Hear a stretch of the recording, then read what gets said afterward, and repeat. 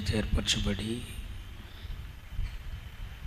తండ్రి కృపాసనమేటికి సమకూర్చబడిన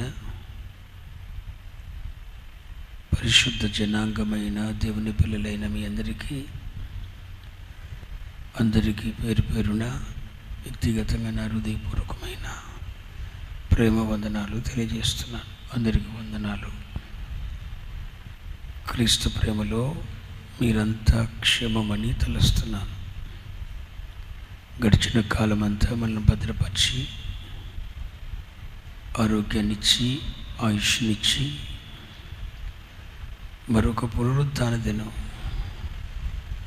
ఆయన సన్నిధిని ఆనందించే భాగ్యాన్నిచ్చిన కరుణ వాత్సల్యతలు కలిగిన కనికరమూర్తి అయిన దేవుడు స్తుతినందురుగాక.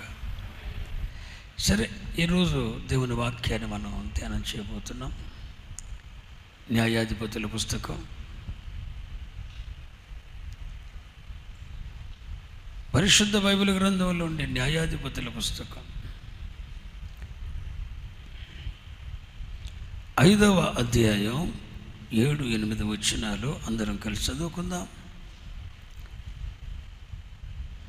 న్యాయాధిపతుల పుస్తకం 5వ అధ్యాయం 7-8 వచనాలు. 1, 2, 3 స్టార్ట్. ఇశ్రాయేలీల అధిపతులు లేకపోయిరి. దెబోరా అను నేను రాకమునుపు, ఇశ్రాయేలీలలో నేను తల్లిగా ఉండకమునుపు వారు లేకపోయిరి. ఇశ్రాయేలీలు కొత్త దేవతలను కోరుకొనగా యుద్ధము ద్వారముల యుద్ధకు వచ్చాను. ఇశ్రాయేలీలలో 40,000 మందికి ఒక్క కీడెము కానీ ఈట కానీ. ఈ చిన్న మాట నా వెనక చెప్తారా? దెబోరా అను నేను రాకమునపు, నేను మీకు తల్లిగా నుండకమునుపు.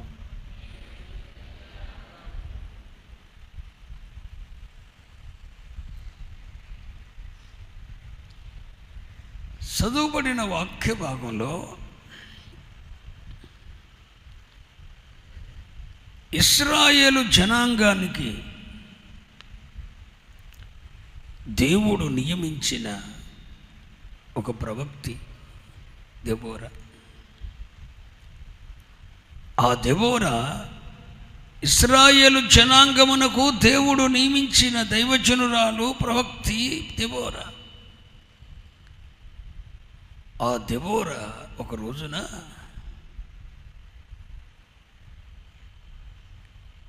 ఇశ్రాయేలు ప్రజలందరితో ఓ సంగతిని జ్ఞాపకం చేస్తుంది. అంతకుముందు జరిగిపోయినది దేనినో జ్ఞాపకం చేస్తుంది దెబోరా.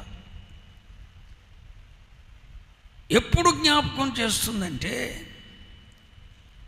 ఆ రోజు ఇశ్రాయేలు ప్రజలు విజయోత్సవపు ధ్వనులతో పండుగ చేసుకుంటున్న రోజు. ఆ రోజు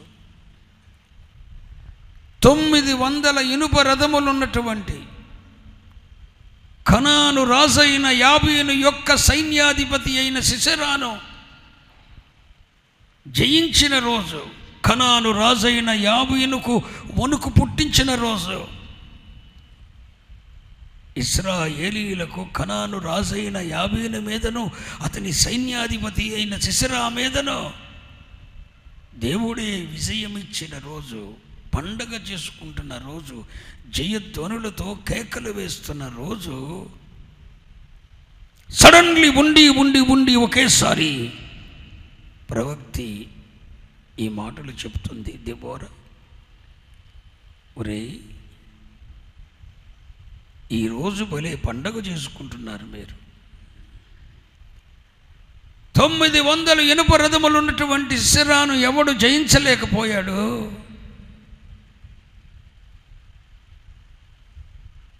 కనాను రాజైన యాబీను అంటే అందరికీ దడ. అట్టంటోడికే వణుకు పుట్టించే స్థాయికి మిమ్మల్ని తెచ్చాను. అరే ఒకసారి వెనక్కి చూడండి రా మీ జీవితాన్ని, ఒక్కసారి జరిగిన సంగతుల వైపు వెనక్కి తిరిగి చూసుకోండి అని చెప్పి ఓ సందర్భాన్ని దెబోరా వారికి గుర్తు చేస్తుంది. ఈ ప్రవక్తి ఏంటంటే, నేను మీ జీవితంలోనికి రాకమునుపు అనండి. దెబోరా అంటుంది, నేను మీ జీవితంలోనికి రాకమునుపు, నేను మీకు తల్లిగా ఉండకమునుపు. ఒకసారి వెనక్కెళ్ళండి, ఒకసారి వెనక్కెళ్ళండి. ఎవరు బాగానే ఉండవులే, ఎవరి పరిస్థితి అంతా బాగానే ఉంది. ఒకటే లేదు, ఒకప్పుడు ఉన్న పరిశుద్ధత భక్తి మాత్రం లేదు, మిగతా అన్నీ బాగానే ఉన్నాయి. ఇక్కడ ఇశ్రాయేలీలకు ప్రవక్తి అయిన దెబోరా అంటుంది, రే ఈరోజు పండగ చేసుకుంటున్నావు, బాగుందిరా బాబు, 900 ఇనుప రథాలు ఉన్నటువంటి సిసరాను జయించామని వేడుక చేసుకుంటున్నారు, మంచిది.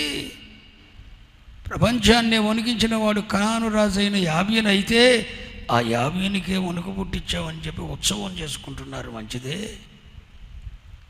అసలు ఒకప్పుడు మీ స్థితి ఏంట్రా, ఏంటి అని చెప్పి, నేను మీ జీవితంలోకి రాకమునుపు ప్లీజ్ వెనుకటి దినాలకు గుర్తు చేసుకో, నేను నీ జీవితంలోకి రాకమునుపు అంటుంది. ఎవరు? దెబోరా. అసలు నేను నీ జీవితంలోకి రాకమునుపు, నేను మీకు తల్లిగా ఉండకమునుపు మీ స్థితి ఏంటి?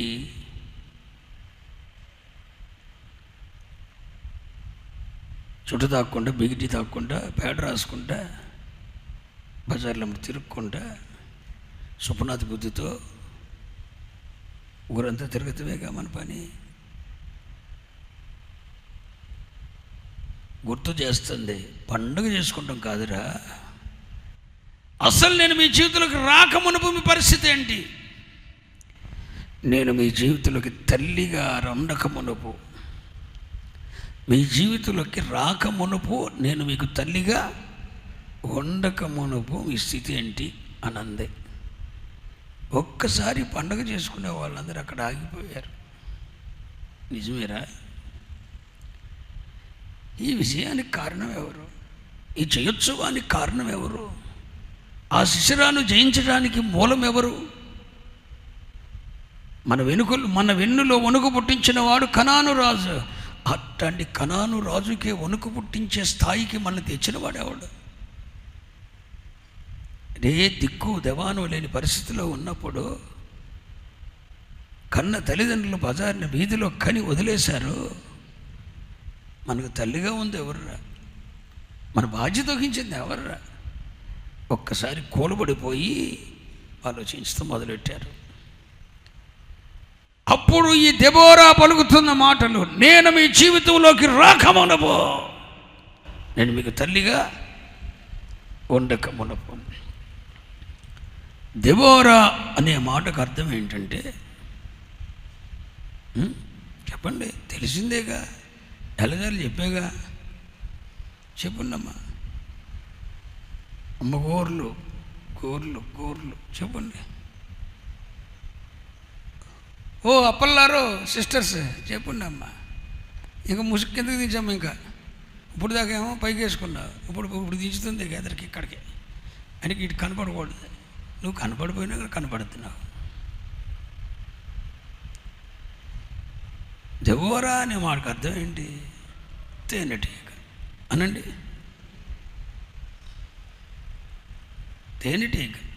తేనెటీగ ఏం చేస్తుంది? జీవితకాలం మొత్తంలో అది చేసే పని ఒకటే. జీవితకాలం మొత్తంలో అక్కడ అక్కడ అక్కడ అక్కడ అక్కడ అక్కడ ఆపుష్పం మీదకి శ్రేష్ఠ శ్రేష్టమైన పుష్పముల మీదకు వెళ్ళి అందులో ఉన్న తేనెను సమకూర్చుకుంటుంది, తేనెను సేకరించుకుంటుంది. ఒక్క తేనెటీగ సుమారు 6-7 బొట్టులు మాత్రమే కష్టపడి, జీవితం అంతా కష్టపడి 6-7 చుక్కల తేనెను సమకూర్చి ఒక స్టోర్ చేస్తుంది. తేనెటీగకున్న శ్రేష్టమైన లక్షణాల్లో ఒక లక్షణం ఏంటంటే మధురమైన దాన్ని సమకూర్చగలిగినది ఎవరు? తేనెటీగ. ఈ దెబోరా అనే మాటకు అర్థం ఏంటంటే తేనెటీగ. తేనెటీగ లక్షణం ఏంటంటే మధురమైన వాటని దాన్ని సేకరిస్తుంది. సేకరించడమే కాదండో, సమకూరుస్తుంది. నిజమే, ఆ ప్రవక్తి కూడా తన పేరుకు తగ్గట్టే లోకములో ఎక్కడా లేని మాధుర్యమైన దాన్ని, మధురమైన దాన్ని, జుంటె తేనె మాధుర్యాన్ని సమకూర్చి స్టోర్ చేస్తుంది. ఆ 7 చుక్కలు సమకూర్చి తన జీవితాన్ని ముగించేసుకుంటుంది. తన పని అయిపోయింది అనుకున్నప్పుడు అయిపోద్ది, చనిపోద్ది, అంతే, ఎక్స్ట్రా ఏం చేయదు.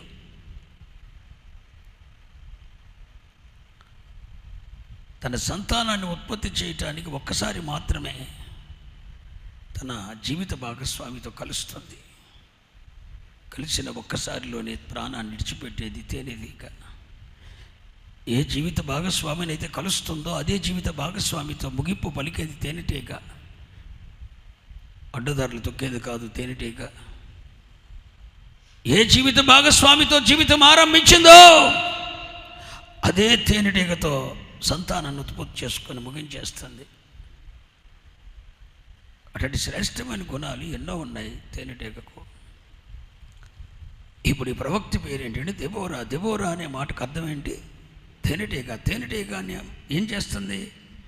మాధుర్యాన్ని ఇశ్రాయేలు ప్రజలకు కూడా ఏమో పుట్టిందంతే, ఏమో ఒక ప్రవక్తగా వారి జీవితంలోకి వెళ్ళిందంతే. ఎక్కడ లేని మధురమైన దాన్ని, ఎవ్వరూ పెట్టలేని మాధుర్యమైన దాన్ని ఇశ్రాయేలు జనాంగం కొరకు సమకూర్చిన తల్లి ఈ ప్రవక్తి దెబోరా. ఇట్లాంటి ఒక ప్రవక్త మన జీవితంలో ఉంటే జీవితం మొత్తానికి సరిపోతుందండి. నీ జీవితం మొత్తానికి కావలసిన 7 చుక్కలు సమకూర్చి వెళ్ళిపోతాడు. కష్టపడేది ఎందుకో తెలుసా? తన పిల్లలకు, తన జీవితానికి, అనేకులకు మాధుర్యం పంచగలిగిన దాన్ని సమకూర్చడమే ఆ తేనెటీగ పని.